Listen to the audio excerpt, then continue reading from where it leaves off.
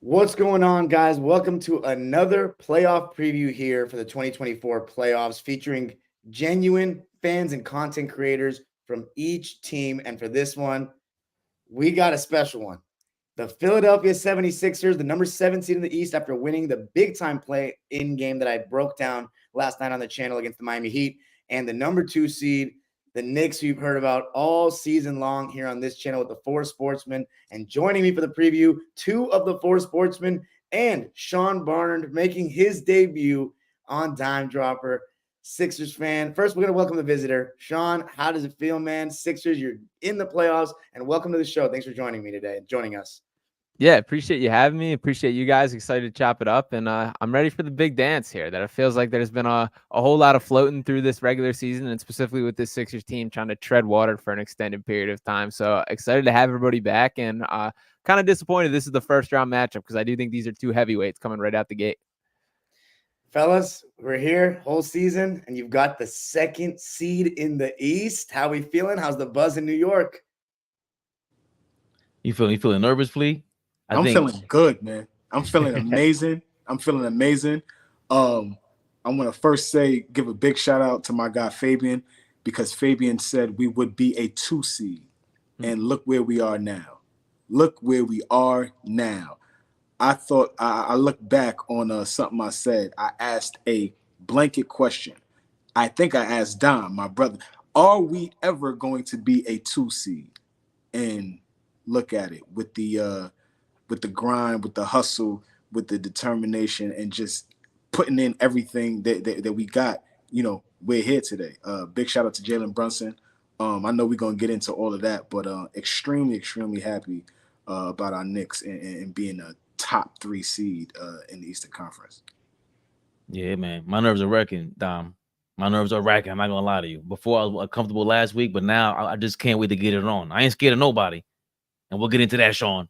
Let's get it. By the way, for all the people joining right now, if you're on Twitter, we'd really prefer if you come to YouTube. We're trying to get to that 10,000 subscribers. Come to YouTube and comment. We can check all your comments out a little quicker. So come to YouTube if you're on Twitter. But before we talk about the series directly, I'm going to ask some questions about the way your guys' seasons have gone, and particularly Sean's, because we have kept up with the Knicks so much on this channel throughout it. So Sean, and my Clipper audience definitely wants to know, you start out the season with the whole James Harden controversy. You make the trade. I want you to know what you thought of the trade when it happened, and now how you feel that the season's finished.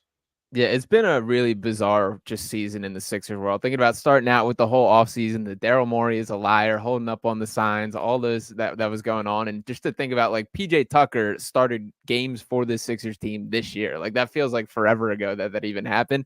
And there was very much like the middle ground even entering the season of like, are we even going for it this year? Is this just kind of a gap year as we figure out, let all the contracts clear off the books? Because in reality, it's just Joel Embiid and Tyrese Maxey that are locked up. And Maxey technically isn't even under contract, that he'll get his extension this offseason. So it's a lot of the other guys, a lot of money coming off the books. And there wasn't a clear just kind of expectation or what they were even doing this season. And obviously, James Harden was at the forefront of that. And then finally, the trigger was pulled on a deal. And once again, the focus was on bringing in guys on one-year contracts. The Marcus Morris, the Nico Batum, the Robert Covington, who I'm disappointed is injured. And really, Batum's been the only sticking point. KJ Martin get a little bit run here and there. And Batum, obviously, man of the day after his performance last night. So it's been like a strange year overall. And then, of course, there was the Joel Embiid injury. Joel kind of kept his team afloat through the start, which has been really the Sixers organization for the past several years. And then when he went down, there were more questions. And Tyrese Maxey kind of proved that he was ready to step up into the secondary role. So all of a sudden, I think this team just kind of played itself into maybe we can compete. And that's what led to a couple moves around the edges. And all of a sudden, this team looked like it could click a little bit. So it's been a strange year. It definitely hasn't been as like foregone, we're ready to contend going in from start to finish as it has been in past years. But the bottom line is this team shaped up to win a contender. I think there are a ton of pieces that fit really well together. And there's a lot of guys that just scrap and are dogs on this team in a way that this team hasn't had in past years, and led by Nick Nurse as the coach. So I'm feeling optimistic going in and kind of surprised just the way the season has shaped up as a whole. That was a pretty good rundown. How do you feel about Embiid coming back? Before I shifted over to the Knicks guys, I mean, there was a lot of controversy about, is it worth him coming back? He was obviously playing at an MVP level. I mean, was leading the league in scoring before he got hurt. And how do you feel about the way he's looked too? Yeah, it would have been his third consecutive year leading the league in scoring. And even more impressive to me is his growth as a playmaker this season, a career high in assists. I think his just decision making and ability to run an offense took a significant stride forward. And that's tough to do, thinking about one MVP last year and then took his game to another level this season. So I was real disappointed when he got hurt, really frustrated that really just put a huge detour on the season. I'm personally of the mindset that, like, we only have a finite number of games with Joel Embiid, that these injury issues aren't going to go away. And the older he gets, the less likely that we can see it through. So if he's physically capable of playing, I think he should. And that's obviously the mentality that Embiid took. He is a guy that, to his credit, and I think more so than he gets credit, he wants to be out there, that when he's not playing, it's his body letting him down. This isn't a situation where he's holding himself out for playing or something like that. As far as how he's looked on the court, definitely hasn't been perfect. He's definitely not 100% himself. But I do think that he is healthy. It's more so getting back into basketball shape, getting the repetitions and finding his flow. And also, I don't think he fully trusts that knee just yet. He's got the big brace on it. I'm optimistic that he can continue to play himself closer toward the best version of himself throughout this playoff run, but it's definitely not the perfect situation. If I had to put a number on it, I'd probably say he's in that like 70 to 80% range of himself, but even a 70 to 80% range is better than a whole lot of players across the NBA. So we'll take what we can get. Knicks guys, any worry that Embiid can get to 100% in this series and be the best player in the series? Go ahead, Flea. I think walking through the door, if you had to rank the guys who are the best players, if you just throw both teams on the baseline and you rank the players, Embiid is still going to be the best player on the court. That is no slight to my guy Jalen Brunson. He's had an amazing season, and I'm looking forward to him leading us into this playoff series. But Joel Embiid is a load. And like Sean said, at 70 to 80%, that's a lot that we're going to have to deal with. But for us, I think the focus really should be challenging Maxey to beat us. I want to see what Tyrese Maxey looks like in the playoffs this year with a more elevated role. What is he going to look like when the lights are brighter and the expectations on him to perform, right? I'm going back into this playoffs with relatively a lot of the same guys that, we made the second round with last year. So guys are hungry, guys are ready to go. So, on that one side, I feel like we do have an advantage on going into the playoffs, right? Because there's a lot of expectations on, Kelly Oubre. There's a lot of expectations on Tyrese Maxey, right? You don't have a 100% Joel Embiid. I just want us to make him work, make things uncomfortable for him. And I think we have a huge chance to win this series. I agree. I wasn't gonna put it that way. I like how he said, make Maxey the number one guy, put the ball in his hands, make him the 1A that people have infamously accused Jalen Brunson of not being able to perform as. And I don't think he's that. And we saw IQ Emmanuel Quickly, who was here. He was a teammate of Maxey, so it forced me to watch a lot of Maxey, and I see how much further away he was than IQ. But I still don't think he was skill-wise what Brunson is. And it's going to be tough for him to be the guy to create for the rest of his team, especially the way Nick Nurse, and you can speak to this, Sean, moved Embiid to the top of the key, and it was over after that. Like that early on in the season, you guys dime. There's only 4 teams I see at their peaks of this year that was championship material. Is the Clippers, of course. Well, not the Clippers. The Nuggets, of course. The Celtics. The Knicks, of course. And them 76ers. Early on, they looked crazy. Joel Embiid, you hit it on the nose. He got the most assists, career high assists this season because of that. Now he can see the floor at the top of the key. But I'm not worried about it whatsoever.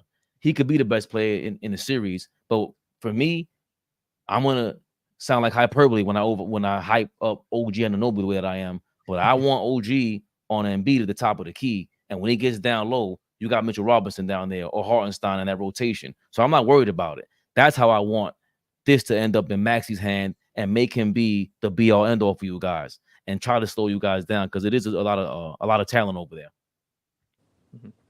Sean, what round do you think you'd have to get to for Embiid to be 100%? Or like how far in the playoffs do you think you'd have to get to him to be back to Joel?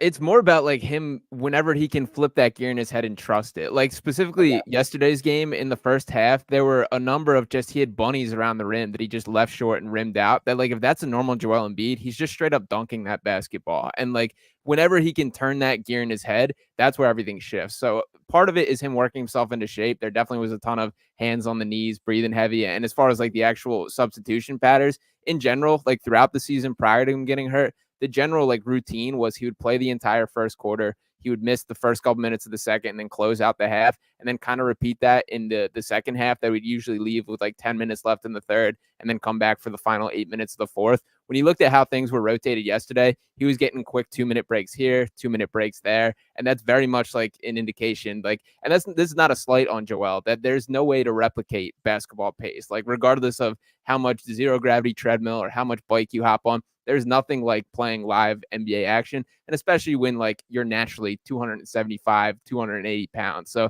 it is tough. I think that we're just going to have to deal with whatever it is. I don't really know if I have a timeline, but I think most of it is just whenever he can flip that gear in his head and be the dominant version of himself. And I do trust him to bring whatever he can, but I don't know is the unfortunate answer.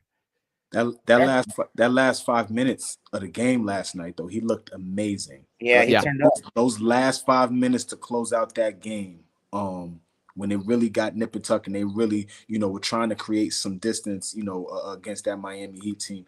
Joel looked like he got a second win, and that's what I would be concerned about, right? Yeah. In a game 2 situation, and we may be down 0-1, right? And we go into a game 2 situation and, we got the game, in our bag, but Joel takes it up that notch, right? 5 minutes to go, 3 minutes to go, right? That would be my concern. If he can do that, we're gonna have our hands full because this is an MVP level player. This is a guy that that goes out and he's a bucket. So that would be my concern if he can get back to that level, especially late in games. We talk about Embiid a lot already. Fabian or Fleet, you got to give me the Jalen Brunson hype train. I mean, talk about the impact he's made on New York, this team, maybe some MVP propaganda. So many eyeballs are going to be on him now. It's not like he still is always overachieving, but now it's going to be, we expect Jalen Brunson to average 25 points a game in the series coming into it. Well, propaganda is watch your mouth, number one. That is Thank, not propaganda. thank you, Fabian. This is real life, the definition of MVP. And let's get this clear. I don't care what side you were on with Jalen Brunson when he signed here. He's getting better every single day. Nobody expected him to be this good. MVP, nobody expected this from him. And he is everything promoted about him. Because what he struggled with the most mid-season was the double team. What the Lakers did to him was abysmal. They couldn't handle it. And then LeBron guarded him at the end of the game. And I know he's really peeved about that. But that's the thing, Dime. When they double him now, he's somehow finding the pocket every single time in the double team and getting the ball out of his hands, for finding Hartenstein, who is key. That's the other guy that's the key for Brunson when he kicks out of that double team, because Hartenstein's the other great passer on the team. He's the second great best passer on the team because Julius Randle is a lunatic. But he gets better every single game. Like, it's amazing what Jalen Brunson does. And the shooting, the floaters, his footwork. Who's really on his level in the NBA? He's second to none. It's amazing. So when you can move that way and pass the ball that way, get rid of the ball, get the ball out of your hands and get your teammates involved. And of course, the leadership, we don't talk about it enough.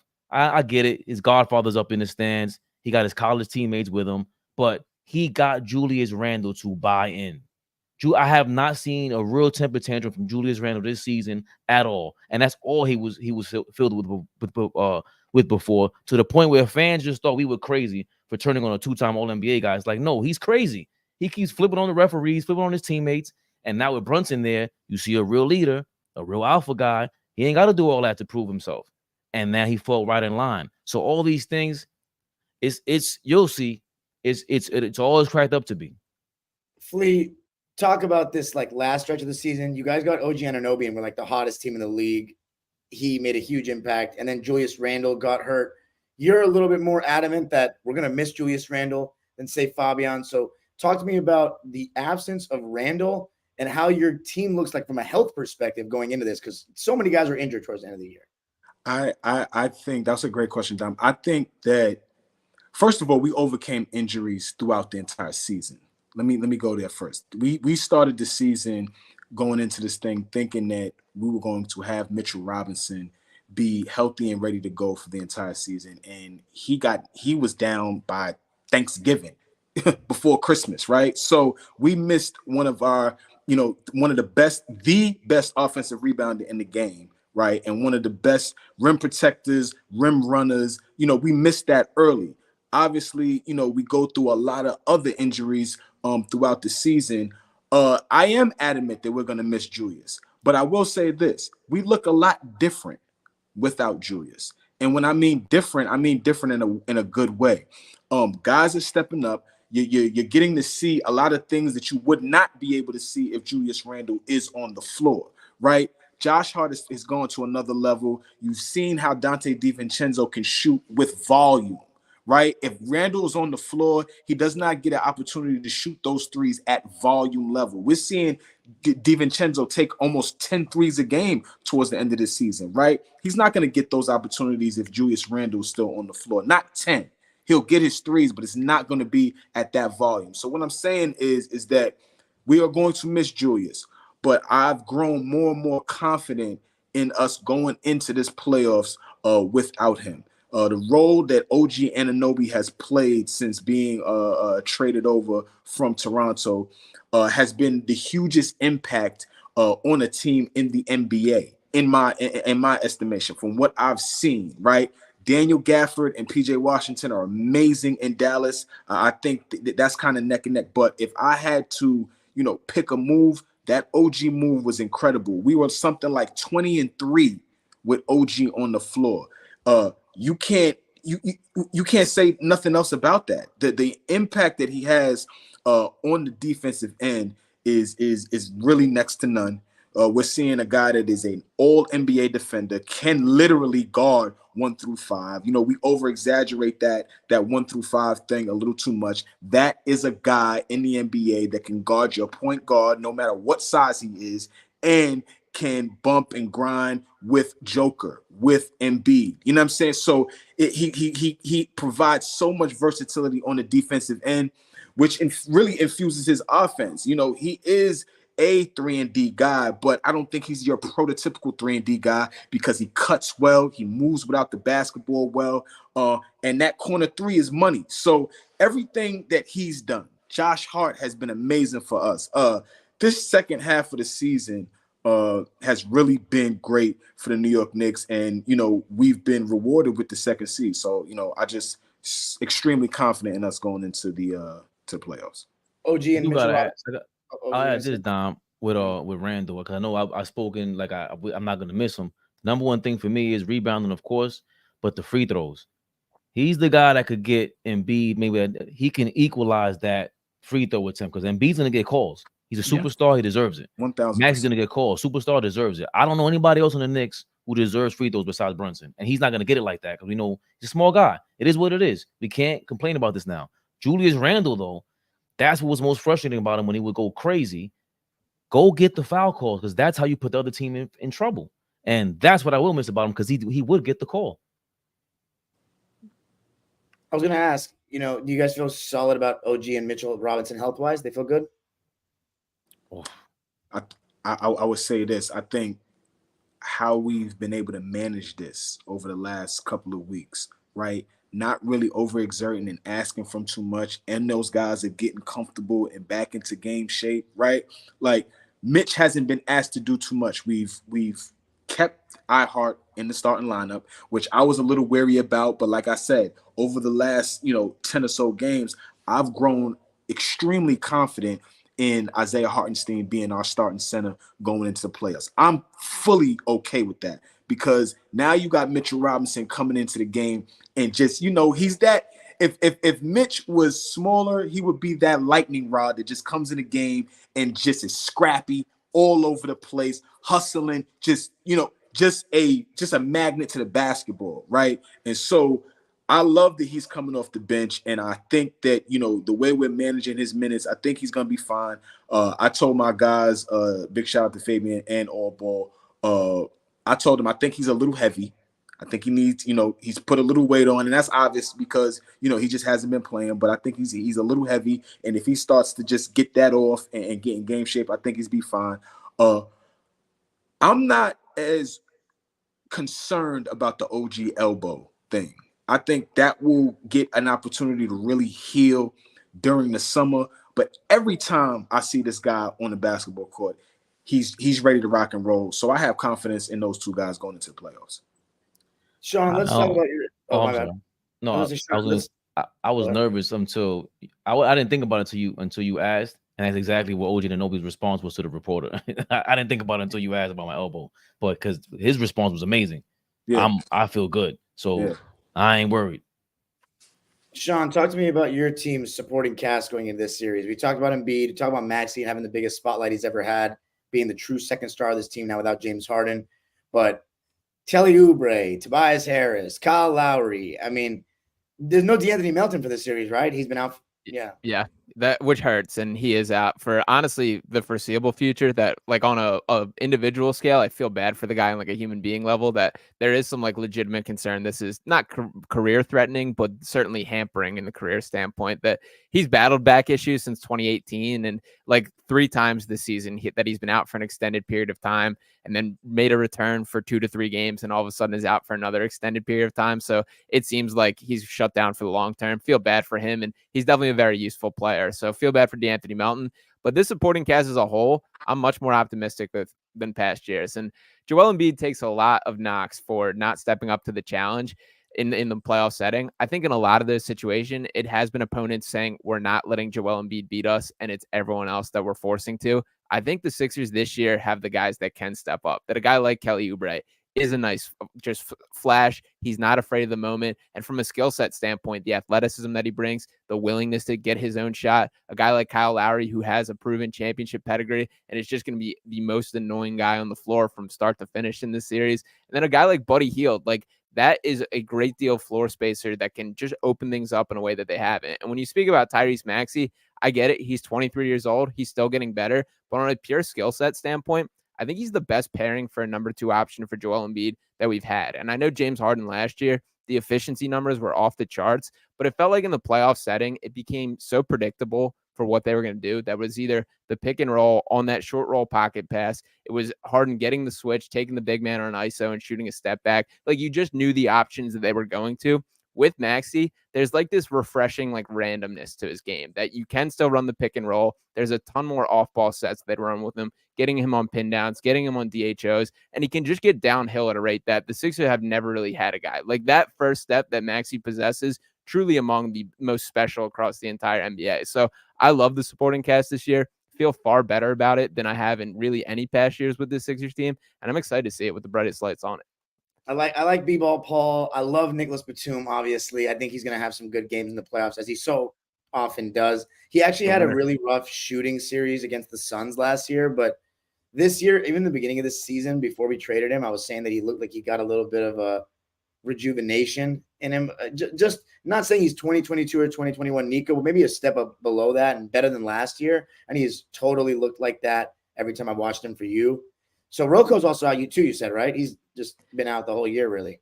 Yeah, he's got a bone bruise that has held him out for a couple months now. Been disappointing because Covington's started with the Sixers in the process here is that he's one of the fan favorites still to this day. So disappointed we didn't get to see him. And he played well during the few games that he was. I think he played like 26 before getting shut down. Right. Yeah, we love him here too. He never really got a chance. We had a comment, a super chat from Phoenix Play Z over from Canada. It says 76ers in 6. One team has Kyle Lowry, the other does not.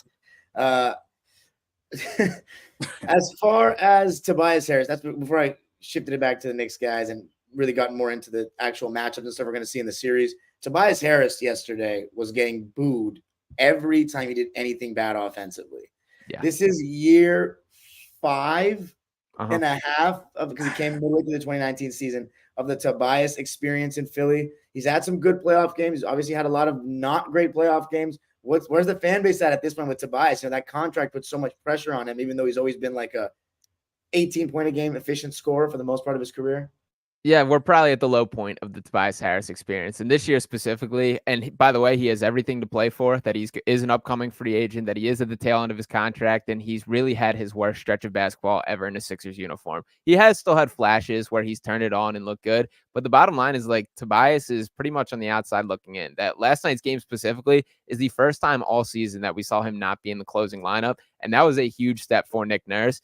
And my argument with Tobias Harris, for starters, I do feel bad because a lot of the criticism is beyond his control, that he didn't offer himself that contract. He didn't have a check cut that he was unable to cash with his abilities. He's the highest paid player in NBA history to never make an all-star game. Those are all things that aren't fully his fault. So I feel bad for him for that extent. But when you talk about like a basketball skill set standpoint, Tobias is like, he's a jack of all trades, master of none, that there's not a one thing that he's terrific at. He's good at a lot. But when you think about like rounding out a roster, so Joel Embiid and Tyrese Maxey are the locks, and the other three guys on the floor should be the players to maximize them. And if you want extra rebounding, there's better options for that. If you want extra shooting, there's better options for that. If you want better ball handling, there's better options for that. So there isn't that like defining skill set that he possesses that commands him to be on the floor. So I still expect him to be in the starting lineup. I still expect him to get pretty significant minutes. But when push comes to shove, I don't think he's going to be in the closing lineup for a lot of the series. And I think that's the right decision.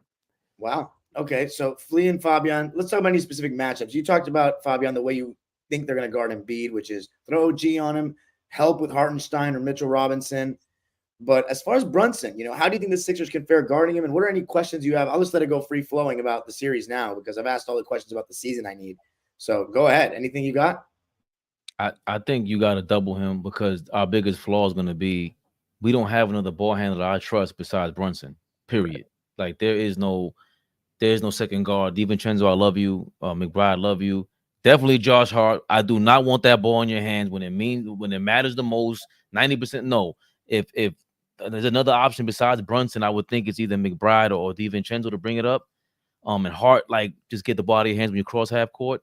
That's their biggest flaw. If you can make Brunson uncomfortable and get him out of his rhythm, especially when, to set up the plays that he wants, the routine that he wants, being that he holds the ball for so long, dribbles for that long, to get into his rhythm, that's the number one flaw for them. That's the key to the head of the snake is you double him up and try to disturb as much of his routine as possible. And you do it with a double team because we don't have that other guy to really facilitate. And it would be Hartenstein, but he can't bring the ball up. Not every play like we want Brunson to. So that really is the key, and what I'm really worried about from any team doing to us. Yeah, relying on Jalen Brunson to get us through series by series by series, I think is extremely unrealistic, right? He's not that level player.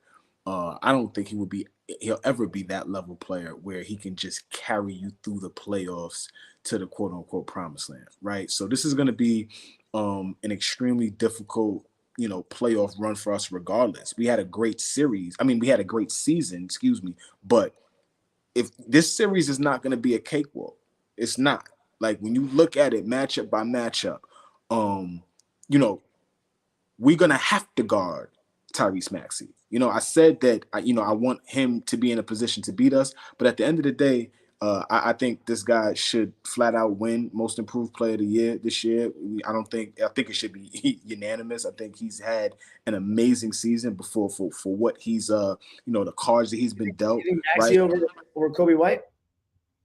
Kobe, I don't think, and what did I say last night, Fabian? I said if Chicago won 15 to 20 more games, Kobe White has 3 of my votes, right? I think Kobe was amazing this season, but unfortunately, their season wasn't great. And I think for Embiid being out for so long and the level that Maxey had to go to maintain them, right? They could have easily, fallen out of the play-in, right? That team, could have very well struggled. And so the cards that he was dealt and the level of that he took it to, I think Maxey kind of runs away with the Most Improved Player. But we're gonna have to guard him, right? We're gonna have to guard Embiid. So I'm curious to see what rotation Tibbs sticks with, because at this point now we got to stick with something, right? We have to go with a tight 7-8 man rotation, right? I don't know how deep he's going to go into the bench. I'm very, very curious to see Okay, 82 game season. We mixed and matched. We figured it out. We did amazing this season. But you know what I always say, Fabian, Don, when you get into a 7-game series, 2 weeks, game planning for you every day, nights in between games. Like, this is different now. It's a different grind. Play every possession matters. Every game matters. If you drop a game at home, now you got to, it's different. And so I'm very, very concerned about, how Tibbs is going to fare with mixing and matching in his rotations. Sean, how are you guys going to guard Jalen Brunson? Who do you think is going to take the brunt of that matchup at the point of attack? Kelly Oubre, I'm guessing? Yeah, so I'll start with, you're not going to hear me say a bad word about Jalen Brunson.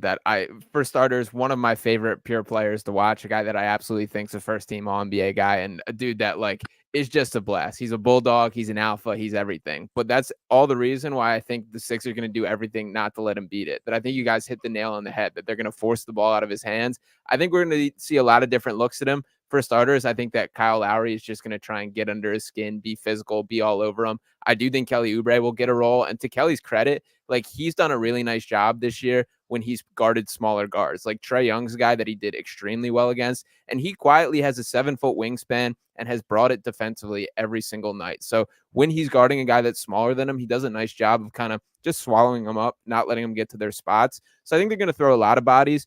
But the biggest flaw with this Knicks team that I do think this Sixers team will look to attack is Jalen Brunson's the only guy that's a creator within the offense. There's a ton of guys that can hit their shots, the DiVincenzo's, the Josh Harts, but as far as just creating for others, Brunson, if you put out that flame, I don't think that they can fully beat the Sixers team. And by the way, as far as the series as a whole, I think we're going to see some 80s basketball scores, some 87 to 85 victories type of games in the series. I do think it's going to be a bloodbath, but my full expectation is they're going to throw the kitchen sink at Jalen Brunson and just not let him be the guy that beats the Sixers team. That's where I guess you got the loss of Randall being relevant to a degree.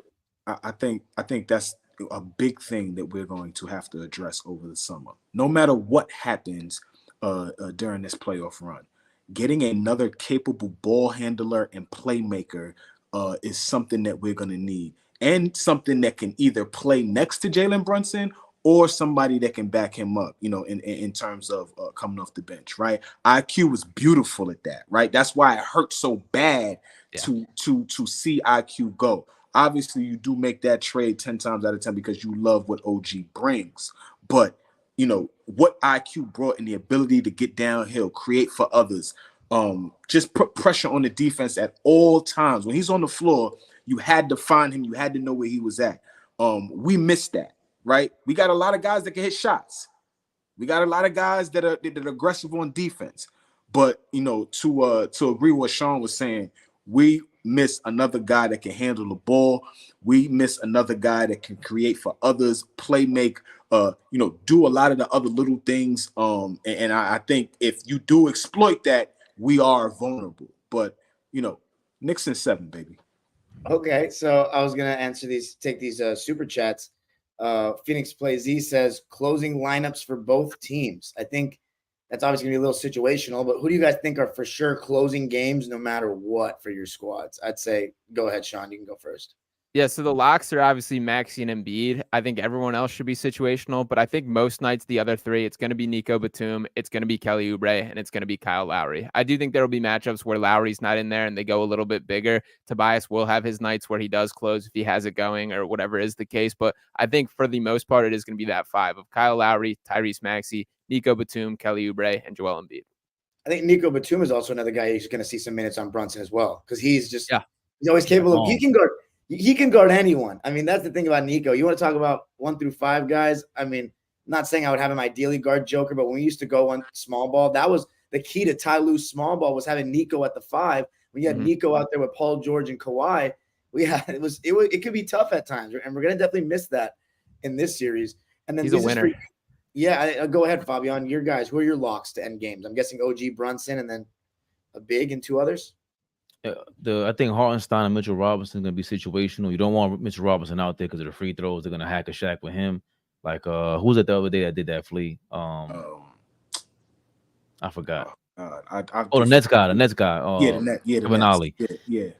you know, who else out there? OG, DiVincenzo gotta be money, and McBride is gonna be situational also because they're the guys that open up. McBride and OG shoot equally the same on both from both corners, so it opens things up for Brunson. And yeah, hopefully we don't need Brunson to operate in crunch time. To be honest with you, that's really scares me the most. But he'll be out there. It's Brunson, DiVincenzo, OG. I'll say Hartenstein. Who's the other guy you think, Flea? Hart has to close games. Yeah, Josh Hart has to close games. I think Josh Hart, Brunson, and like you said, Hartenstein and Mitchell Robinson will be situational depending on foul, how many fouls guys have, do we have the ball, all of that kind of stuff. It is all situational. But OG, Hartenstein / Mitch, Brunson, Hart has to finish games. And I think, for shooting purposes, you got to have DiVincenzo down the stretch because he is going to hit shots. He's going to hit shots. And, we don't have anybody else off the bench to hit shots except for Bogdan. Excuse me, Bogdan. I love you, my man. I forgot he's another guy. I forgot about Bogey being on the. Yeah, we got Bogey too. He was starting to get on my nerves recently, and he's starting to come around. Flea, you saw that. And then, he's been playing like I'm saying. He's been a little more aggressive. It looks like the situations that Tibbs is putting him in at certain points in the game. The whole NBA game is important, but for what I'm saying, when Bogey gets in certain games, it doesn't look like there's any pressure on him, and he can really find his way into what Tibbs is trying to do in terms of having him out there. So, I think that's big. Bogey said it when he came over. He said, "I've never missed the playoffs a year in my career," and he's standing on it right now. So, we'll see what he can give us too. Yeah, this is the. Oh, by the way, I was looking at DiVincenzo's stats. I didn't want to downplay this before we got off because I think your followers on All Ball TV know this, but this is by far the best season of his career. I was just looking at his stats. Oh my goodness, he's averaging 15 points a game. Good for DiVincenzo. He's really found a role there in New York, and you know what it is. If you play well for the Knicks, it's not like you want to go anywhere else. You feel the love. So this is another question. He was trying to credit Steph Curry for that dime, and Steph was just like, I don't even remember. I don't even remember telling him and giving him any advice. It was hilarious. Wow. This is the last question. We're getting to the super chats. This is a Sixers fan talking. How do Knicks fans view B-ball Paul Reed? See, we're initially, what's his name recommended you, by the way, Sean? I forgot about you. When I was looking for the Sixers guy, I asked my boy Ryan that does the podcast with Paul Reed. Yeah, RB. RB. Cool. He got tied up. So how do Knicks fans view Paul Reed?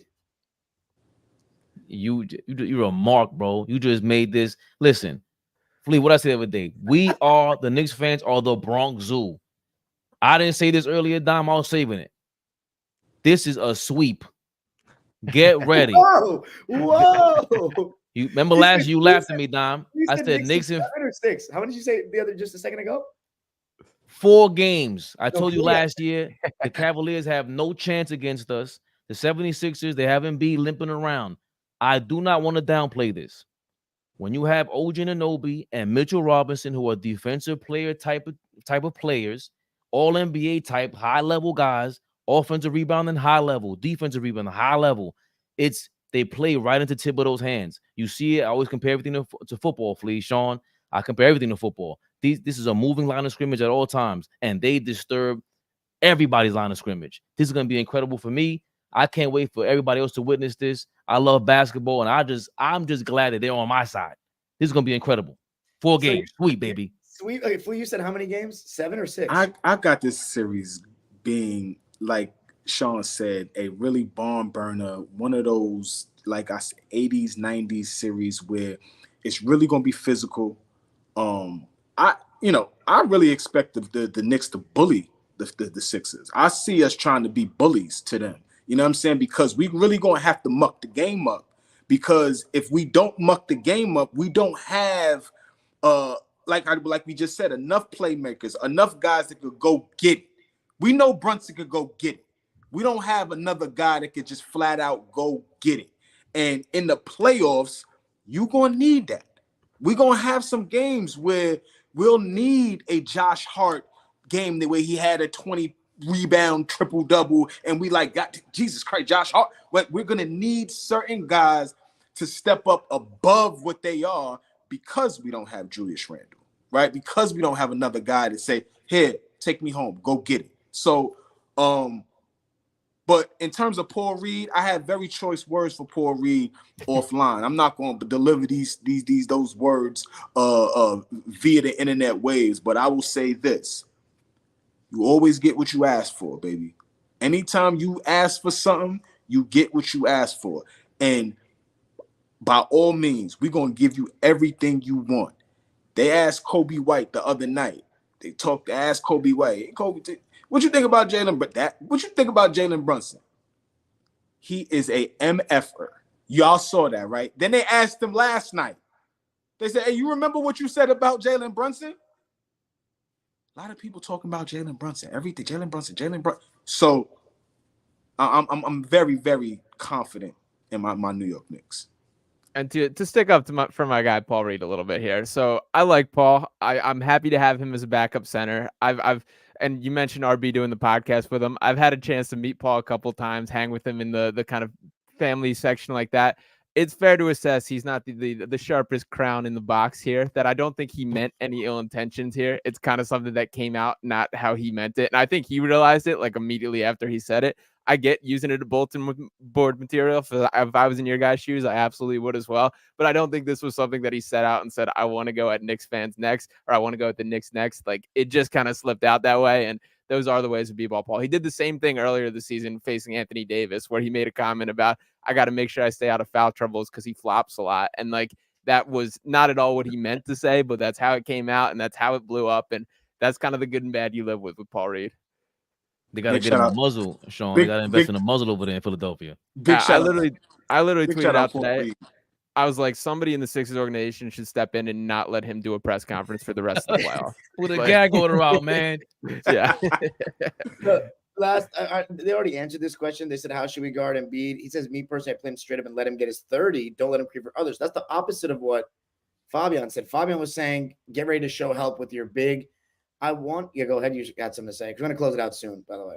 No, you don't let Embiid do what he wants to do and get warmed up. No, you try to stop. You just try to like get in his way and just disrupt everything he tries. That him at the top of the key is lethal. He's correct me if I'm wrong, Sean, he's the best facilitator right now. Or it's easier for him to facilitate than everybody else, it looks like. And yeah. I'd rather OG out there when he can switch on him and just disturb him as much as possible from all that footwork and that 7-foot frame, being able to pass as much as possible from there. Nah, don't let him do what he wants to do. What was that? Amazement. Appreciate you paying this guy the $5 and everything, Amazement. But no, that wasn't amazing. That was horrible advice by you, Amazement. I never agree with Fabian because we are just like oil and vinegar, whatever that saying is. So I never agree with him, but he's my brother and I love him because we are Knicks fans together. But I do agree with that. And that plays into my original point about making Maxey the guy and being the guy to beat us in this series. I want us to make Joel Embiid work very hard because he is not 100%. So if you're making this guy work really hard, he's exerting a lot of energy when he know he's just not, he's just not 100%. It'd be different if we're rolling into this series and Joel is coming off back-to-back MVP years and he's just rolling into this series ready to go lathered up and ready to kick Mitchell Robinson ass, right? But this is different. So I think we have to make him work hard. Like you said, Fabian, double from all angles, right? Wherever he touches, the double got to come from the hot side, right? Double, however you got to make it happen. Make him get rid of the basketball. Make him pound. He likes to put the ball on the floor. Make him pound the rock. Make him take difficult shots, right?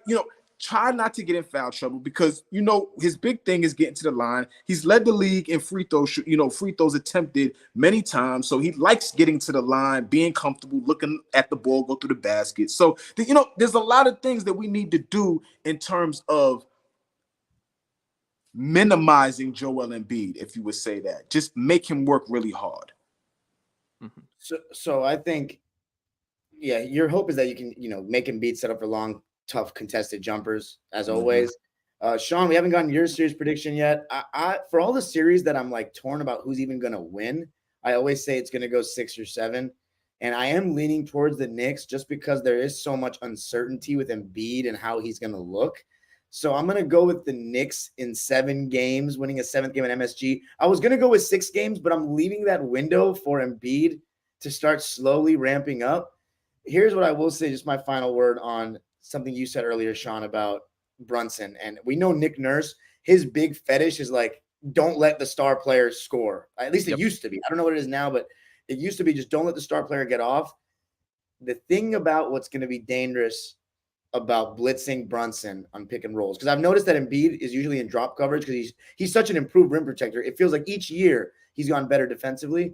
If you blitz Brunson, though, and I saw this with the Clippers, Isaiah Hartenstein in that short roll, he can make great decisions. And when you got OG cutting or Josh Hart cutting, I feel like the Knicks are still going to get really good shots whenever Brunson's on the floor, which it's a similar situation. We're going to have to play Luka. We're going to have to give up something. But Brunson will create, I think it'll be really interesting to see how much Tibbs plays Brunson. We know how big he is in giving guys minutes and how much you can take advantage of the non-Brunson minutes, because we really have talked about it at length in this episode. They don't have much else in terms of shot creation. Yeah, and I mean, for starters, real quick on the Embiid point, the dangerous game of letting him get his 30 is that 30 turns to 50 real quick. If you leave him in one-on-one coverage, it not only turns to 50, but turns to both Isaiah Hartenstein and Mitchell Robinson fouling out of the game if you leave him that kind of. So I do expect and think it is the right route if the Knicks are throwing other coverages at him, bringing doubles, all those things. But as far as the series as a whole, I do think it's Sixers and 6 here. That I think the top end of this Sixers team is a little bit above, maybe even more than a little bit above this top end of the Knicks. And the reason I say that is Joel Embiid's still going to be the best player on the floor, even at 70, 80%, and even as good as Jalen Brunson is. And the difference being that gap between Jalen Brunson and Tyrese Maxey, the gap in between them is significantly smaller than the gap between Tyrese Maxey and OG Anunoby for the second best player. That I do think Tyrese Maxey is going to put on full display to the national stage how good he has become. Dude's a real deal all-star. He shined at brightest, at his best in the biggest moments so far this year, and I do think that carries into the playoffs. So I'm ready for a lot to be put on display during this. It's going to be a hard-fought series. I do think every game is going to be one of those down-to-the-wire games, but I do think the Sixers get this done in 6 games and move on. And I do wish this was a deeper stage of the playoffs, because I do think both these teams are very good. Any last words before we close it out? Give us the last words, everybody, and then make sure you plug yourself too at the end. Flea? Are we live? Flea, Instagram, Twitter, wherever all of that. I'm there. Go find me.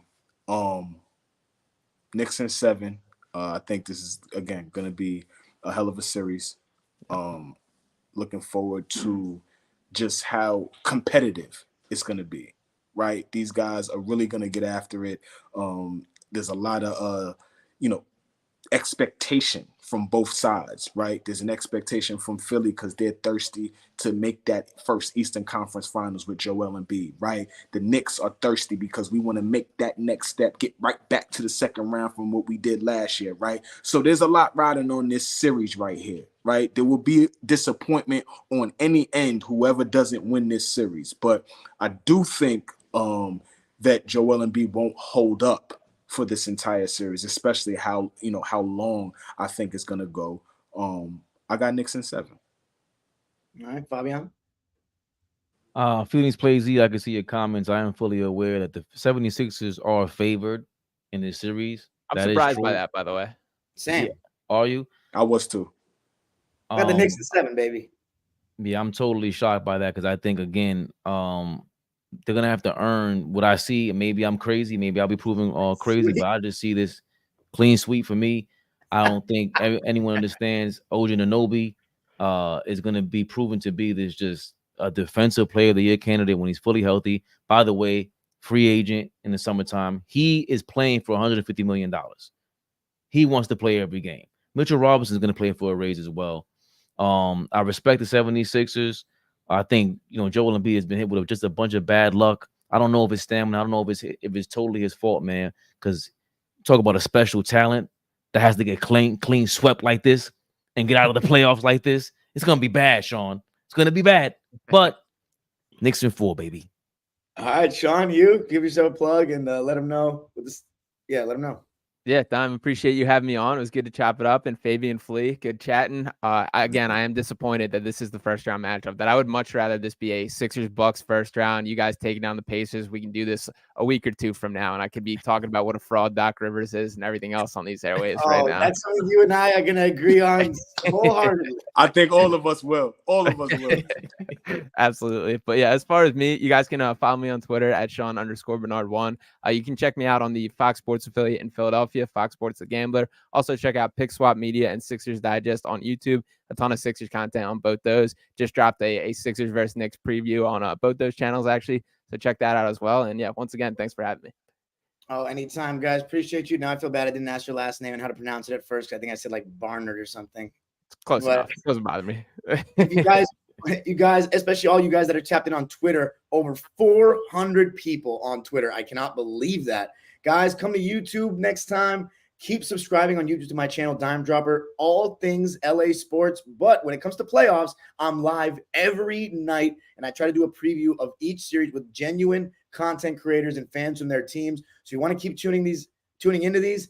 I have the Clippers and Lakers as well coming out tonight, although I've already recorded them. They're already on the channel. I'm just going to chop it up. And then on Friday, we're going to have Timberwolves and Suns with a fan of each team.